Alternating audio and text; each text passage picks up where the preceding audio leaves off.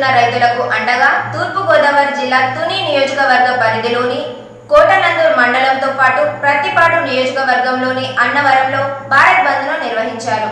తూర్పు గోదావరి జిల్లా తుని నియోజకవర్గ పరిధిలోని కోటనందూర్ మండలంతో పాటు పత్తిపాడు నియోజకవర్గంలోని అన్నవరంలో రైతుల పోరాటాన్ని మద్దతుగా బంద్ను నిర్వహించారు. సిపిఐ పార్టీ ఆధ్వర్యంలో రాస్తారోకో ర్యాలీని నిర్వహించారు. ఈ కార్యక్రమంలో UT, SFI, anganwadi, ASHA, mid day meal, panchayat భవన నిర్మాణ కార్మికులు పాల్గొన్నారు.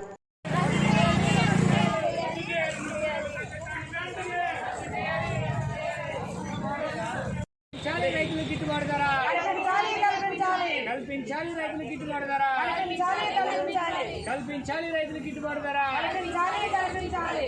సిగ్గు కేంద్ర ప్రభుత్వ రైతులకు అన్యాయం రైతులకు అన్యాయం చేయడం కేంద్ర ప్రభుత్వానికి సిగ్గు.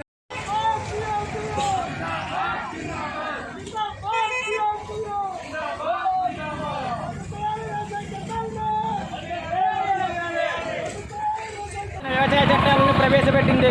రైతులకు వ్యతిరేకంగా కార్పొరేట్ కంపెనీకి అనుగుణంగా ఈ చేసిన చట్టాలను రద్దు చేయాలని చెప్పేసి 2 వారాలుగా దేశవ్యాప్తంగా కార్మిక సంఘాలు, వామపక్ష పార్టీలు పెద్ద ఎత్తున ఢిల్లీలో ఆందోళన చెందుతున్న పరిస్థితి.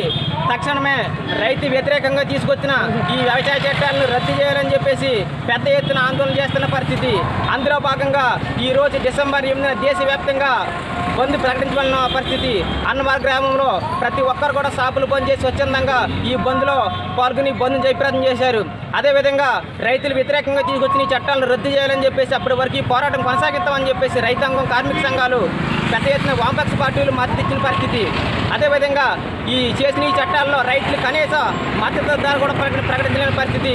ఇప్పటి వరకు రైతులకు ఉన్న ఉచిత విద్యుత్ను కూడా ఎగదీసే పరిస్థితికి ఈ చట్టం తీసుకొచ్చారు.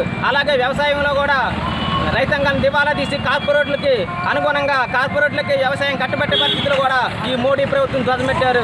అలాగే కార్మికుల వ్యతిరేకంగా కార్పొరేట్లకు అనుకూలంగా చేసిన ఈ మోడీ ప్రభుత్వం తక్షణమే రద్దు చేయాలని చెప్పేసి, ఏదైతే రైతులకు వ్యతిరేకంగా తీసుకొచ్చిన ఈ చట్టాలను రద్దు చేయాలని చెప్పేసి దేశవ్యాప్తంగా ఈ రోజు బంద్ ప్రకటించిన పరిస్థితి.